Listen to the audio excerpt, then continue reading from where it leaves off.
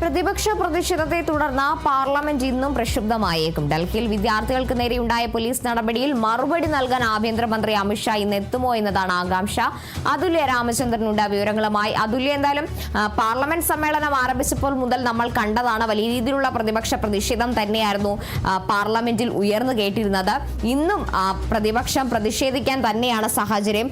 ഏറെ നിർണായകം, ഇന്ന് അമിത്ഷാ മറുപടി നൽകുമോ എന്നതാണ്. എന്താണ് പ്രതീക്ഷിക്കേണ്ടത്? കാർത്തു, ഇന്നലെയാണ് കേന്ദ്ര പാർലമെന്ററി കാര്യ മന്ത്രി കിരൺ റിജിജു ഇത്തരത്തിൽ പാർലമെന്റിൽ വന്ന് മറുപടി നൽകാൻ ആഭ്യന്തരമന്ത്രി തയ്യാറാണ്, അത് കേൾക്കാൻ പ്രതിപക്ഷം തയ്യാറാണോ എന്നുള്ള രീതിയിൽ ഈ ഒരു വിവരം അറിയിച്ചത്. ദില്ലിയിലെ, അതായത് ജന്തർ മന്ദിറിൽ കോക്രോച്ച് ജനതാ പാർട്ടിയുടെ നീറ്റിനെതിരായ ക്രമക്കേടുകൾക്കെതിരായ സമരത്തിനിടെ പ്രതിഷേധക്കാർക്ക് നേരെ ഉണ്ടായ പോലീസ് നടപടിയിലാണ് പ്രതിപക്ഷം ആഭ്യന്തരമന്ത്രിയിൽ നിന്ന് വിശദീകരണം ആവശ്യപ്പെടുന്നത്. ആരാണ് ഇത്തരത്തിലൊരു പ്രതിഷേധത്തിനെതിരെ ലാത്തികൾ ഉപയോഗിക്കാൻ, അതുപോലെ പെല്ലറ്റ് ഗണ്ണുകൾ ഉപയോഗിക്കാൻ, വയലൻസ് ഉപയോഗിക്കാനുള്ള അനുമതി നൽകിയത്? അതിൽ ആഭ്യന്തരമന്ത്രി ഉത്തരം പറയേണ്ടതുണ്ട് എന്ന് പറഞ്ഞുകൊണ്ടാണ് ഈ ജൂൺ 20 പാർലമെന്റ് ആരംഭിച്ചത് മുതൽ ദിനം പ്രതി ഇത്തരത്തിൽ പാർലമെന്റ് സ്തംഭിപ്പിച്ചിരുന്നത്. എന്നാൽ ഇന്നലെ കേന്ദ്ര പാർലമെന്ററി കാര്യ മന്ത്രി കിരൺ റിജിജു അമിത്ഷാ സഭയിൽ വന്ന് ഉത്തരം നൽകാൻ തയ്യാറാണ്. പക്ഷേ പ്രതിപക്ഷം ബഹളം വയ്ക്കാതെ ആ പറയാനുള്ളത് മുഴുവൻ കേൾക്കണം, ചർച്ച ചെയ്യാൻ തയ്യാറാണ്. വളരെ നീണ്ട ഒരു ചർച്ചയാണ് തങ്ങൾ ഉദ്ദേശിക്കുന്നത്. ആ ചർച്ച ചെയ്യാനും അതിനുശേഷം മറുപടി നൽകാനും തയ്യാറാണ്. പക്ഷേ പ്രതിപക്ഷം ശാന്തരായി കേൾക്കണം. അത് മാത്രമല്ല, അമിത്ഷാ ഉത്തരം പറയുമ്പോൾ പ്രതിപക്ഷം സാധാരണ ചെയ്യുന്നത് പോലെ ഓടി ഒളിക്കരുത് എന്നെല്ലാം ഇന്നലെ പാർലമെന്റിൽ പറഞ്ഞിരുന്നു. പക്ഷേ പാർലമെന്റിൽ ആഭ്യന്തരമന്ത്രി ഇന്ന് എത്തുമോ എന്ന കാര്യത്തിൽ വ്യക്തതയില്ല. ഇന്നലെ എത്തിയിട്ടില്ലായിരുന്നു. ഈ പാർലമെന്റ് സമ്മേളനം ആരംഭിച്ചത് മുതൽ, അതായത് ജൂൺ 20 ആരംഭിച്ചതാണ് പാർലമെന്റിന്റെ വർഷകാല സമ്മേളനം. അന്ന് തൊട്ട് ഇന്ന് വരെ ആഭ്യന്തരമന്ത്രിയോ അതുപോലെ തന്നെ പ്രധാനമന്ത്രിയോ പാർലമെന്റിലേക്ക് എത്തിയിട്ടില്ല എന്നുള്ളതാണ്. പ്രതിപക്ഷത്തിന്റെ തുടർച്ചയായ, അതായത് ദിവസവുമുള്ള പ്രതിഷേധങ്ങൾക്കത് പാർലമെന്റിനകത്തും മാത്രമല്ല പാർലമെന്റിന് പുറത്ത് മഗർദ്വാറിലടക്കം വലിയ രീതിയിലുള്ള പ്രതിഷേധം നടത്തിയിട്ടും ഇത്രയും ദിവസമായിട്ടും പാർലമെന്റിലേക്ക് ആഭ്യന്തരമന്ത്രിയും പ്രധാനമന്ത്രിയും എത്തിയിട്ടില്ല. അതുകൊണ്ട് തന്നെ ഇന്ന് ഇത്തരത്തിലൊരു മറുപടി പറയുന്നതിനായി ആഭ്യന്തരമന്ത്രി പാർലമെന്റിൽ എത്തുമോ എന്നുള്ള കാര്യത്തിൽ സംശയം നിലനിൽക്കുന്നുണ്ട്. പ്രതിപക്ഷം എന്തായാലും ഈ ഒരു നിർദ്ദേശത്തെ വലിയ രീതിയിൽ അംഗീകരിച്ചിട്ടില്ല എന്നുള്ളതാണ്. ചർച്ച ചെയ്യുമെന്നും മറുപടി പറയുമെന്നും പറയുമ്പോഴും പ്രതിപക്ഷം ബഹളം തുടർന്നുകൊണ്ടിരിക്കുകയായിരുന്നു. ഇന്നലെയും പാർലമെന്റിൽ അത് തന്നെയാണ് കാണാൻ സാധിച്ചത്.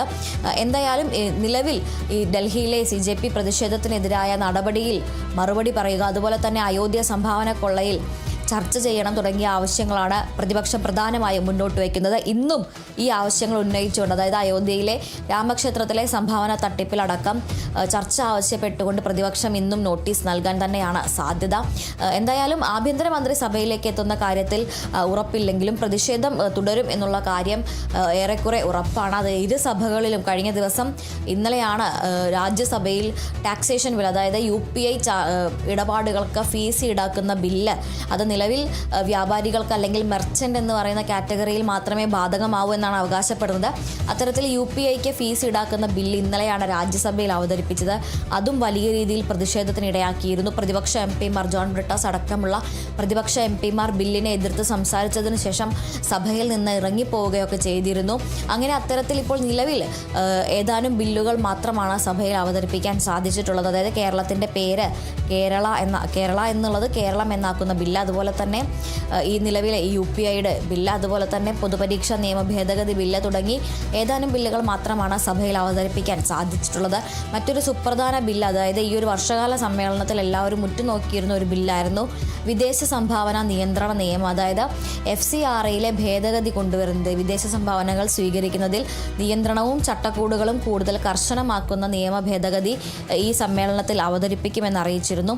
ഇപ്പോൾ ആ ഒരു ബില്ലിന്മേൽ അത് സംയുക്ത പാർലമെന്ററി സമിതിക്ക് വിടണം എന്നുള്ള സർക്കാരിൻ്റെ നിർദ്ദേശം, കേന്ദ്രത്തിൻ്റെ നിർദ്ദേശത്തെ ഇന്ത്യ മുന്നണി MP മാർ തള്ളിക്കളയുകയായിരുന്നു. അതുകൊണ്ട് തന്നെ ഇനി അതിലെന്തായിരിക്കും തുടർ നീക്കം, ആ ബില്ലിൻ്റെ ഭാവി സംബന്ധിച്ച് എന്നായിരിക്കും ബില്ല് കൊണ്ടുവരിക, അവതരിപ്പിക്കുക മുതലായ കാര്യങ്ങളിലൊന്നും തന്നെ ഇപ്പോഴും വ്യക്തത വന്നിട്ടില്ല. ഇനി പാർലമെന്റിൻ്റെ വർഷകാല സമ്മേളനം അവസാനിക്കാൻ ബാക്കിയുള്ളത് 2 ദിവസം മാത്രമാണ്. അതായത് ഓഗസ്റ്റ് 13 വരെയാണ് പാർലമെന്റിൻ്റെ വർഷകാല സമ്മേളനം നിശ്ചയിച്ചിരിക്കുന്നത്. ഇനി 2 ദിവസം മാത്രം ബാക്കി നിൽക്കുമ്പോഴും സഭയിൽ നടപടിയിൽ ഇതുവരെ ഇരു സഭകളിലും പ്രധാനമന്ത്രിയോ ആഭ്യന്തരമന്ത്രിയോ പങ്കെടുത്തിട്ടില്ല എന്നുള്ളത് വളരെ വലിയൊരു വിമർശനമായി അല്ലെങ്കിൽ ഒരു ചോദ്യമായി തന്നെ നിലനിൽക്കുകയാണ്. അതോടൊപ്പം തന്നെ പ്രതിപക്ഷം ഉന്നയിക്കുന്ന ചോദ്യങ്ങൾക്ക് മറുപടി ലഭിക്കേണ്ടതുണ്ട്. ആഭ്യന്തരമന്ത്രി എത്തും എന്നറിയിച്ചിട്ടുണ്ടെങ്കിലും എന്നാണ് എത്തുക, എപ്പോഴാണ് ചർച്ച നടത്തുക, അത് രാജ്യസഭയിൽ ഇത്തരത്തിൽ ലോക്സഭയിലാണ് ചർച്ച ആവശ്യപ്പെട്ടിരിക്കുന്നത് അല്ലെങ്കിൽ ലോക്സഭയിലാണ് മറുപടി ആവശ്യപ്പെട്ടിരിക്കുന്നത്. അദ്ദേഹം ലോക്സഭയിലും രാജ്യസഭയിലും പങ്കെടുക്കുമോ, എത്ര മണിക്കൂർ നീണ്ട ചർച്ചയായിരിക്കും, ഈ കാര്യങ്ങളിലൊന്നും തന്നെ ഒരു വ്യക്തതയുമില്ല എന്നുള്ളതാണ്.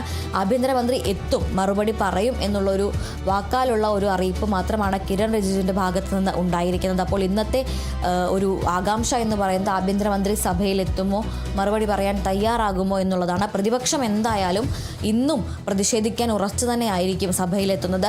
സഭാ നടപടികൾ ആരംഭിക്കുമ്പോൾ തന്നെ പ്രതിപക്ഷം വലിയ രീതിയിലുള്ള ഒരു പ്രതിഷേധത്തിലേക്ക് തന്നെയായിരിക്കും പോവുക.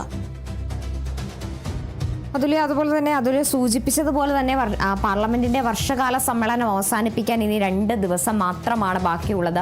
ആരംഭിച്ചപ്പോൾ മുതൽ തുടങ്ങിയ പ്രതിപക്ഷ പ്രതിഷേധമാണ്. എന്തുകൊണ്ട് പ്രധാനമന്ത്രി പാർലമെന്റിൽ എത്തുന്നില്ല, അല്ലെങ്കിൽ ആഭ്യന്തരമന്ത്രി പാർലമെന്റിൽ എത്തുന്നില്ല, ഇവർക്ക് പേടിയാണോ എന്ന തരത്തിലുള്ള ചോദ്യമായിരുന്നു പ്രതിപക്ഷം ഉന്നയിച്ചുകൊണ്ടിരുന്നത്.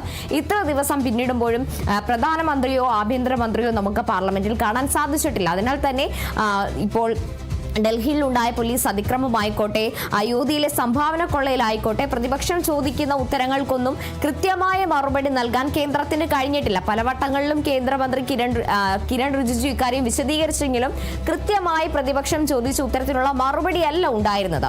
ഇനി 2 ദിനങ്ങൾ കൂടി മാത്രം ബാക്കി നിൽക്കുമ്പോൾ ആഭ്യന്തരമന്ത്രി എത്തുമോ എന്ന ചോദ്യം നിലനിൽക്കുന്നു. അതുപോലെ തന്നെ പ്രതിപക്ഷം ഉന്നയിച്ച ഇത്തരം ചോദ്യങ്ങൾക്കുള്ള കൃത്യമായ മറുപടി കേന്ദ്രം നൽകാനുള്ള സാധ്യതയുണ്ടാകും.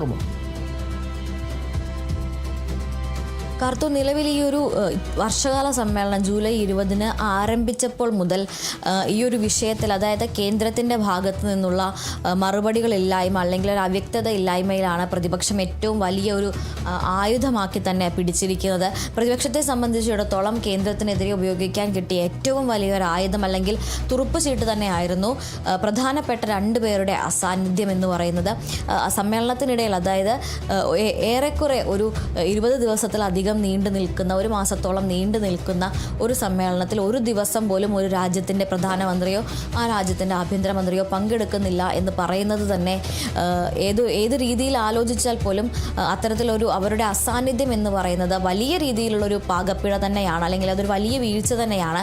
അത് തന്നെയാണ് പ്രതിപക്ഷം ആയുധമാക്കിയിരിക്കുന്നത്. അതുകൊണ്ട് തന്നെ പ്രതിപക്ഷം ഡിമാൻഡ് ചെയ്യുന്ന ഉത്തരങ്ങൾ അല്ലെങ്കിൽ പ്രതിപക്ഷം ഡിമാൻഡ് ചെയ്യുന്ന ഒരു മറുപടി എന്ന് പറയുന്നത് ആഭ്യന്തരമന്ത്രിയിൽ നിന്നോ പ്രധാനമന്ത്രിയിൽ നിന്നോ ആണ്. പക്ഷേ അമിത്ഷാ സഭയിലെത്തി മറുപടി നൽകുമോ എന്ന കാര്യത്തിലുള്ള ഒരു അവ്യക്തത അത് തന്നെ സൂചിപ്പിക്കുന്നത് ഇത്തരത്തിലൊരു മറുപടിയിലേക്ക് കേന്ദ്രം നീങ്ങാൻ സാധ്യതയില്ല എന്നുള്ളതാണ്. ഇപ്പോൾ പ്രതിപക്ഷം ആവശ്യപ്പെട്ട പല കാര്യങ്ങളിലും, അതായത് പൊതുപരീക്ഷാ ഭേദഗതി നിയമത്തിന്മേലും അതുപോലെ തന്നെ മറ്റ് വിഷയങ്ങളിലുമെല്ലാം ചർച്ച ചെയ്യാൻ തയ്യാറാണ് എന്ന് പല ആവർത്തി കേന്ദ്ര സർക്കാർ സഭയിൽ പറയുകയുണ്ടായി. മാത്രമല്ല സഭയിൽ 10 മണിക്കൂറിലധികം നീണ്ട ചർച്ച നടക്കുകയും ചെയ്തിരുന്നു. ഈ പൊതുപരീക്ഷാ ഭേദഗതി ബില്ലിലടക്കം 10 മണിക്കൂറിലധികം നീണ്ട ഒരു ചർച്ച നടക്കുകയും ചെയ്തിരുന്നു. പക്ഷേ ചർച്ചയ്ക്ക് തയ്യാറാണ് അല്ലെങ്കിൽ മറുപടി നൽകാൻ തയ്യാറാണ് എന്ന് കേന്ദ്രം അറിയിക്കുമ്പോഴും ആ മറുപടി നൽകേണ്ടത് കേന്ദ്ര പാർലമെന്ററി കാര്യ മന്ത്രിയായിട്ടുള്ള കിരൺ റിജിജുവോ അല്ലെങ്കിൽ JP നദ്ദയോ അതല്ലെങ്കിൽ രാജ്നാഥ് സിംഗോ ഇവരാരുമല്ല, മറിച്ച് പ്രധാനമന്ത്രിയിൽ നിന്ന് അതല്ലെങ്കിൽ ആഭ്യന്തരമന്ത്രിയിൽ നിന്ന്, അതായത് ഉത്തരവാദിത്തപ്പെട്ട 2 പേരിൽ നിന്നാണ്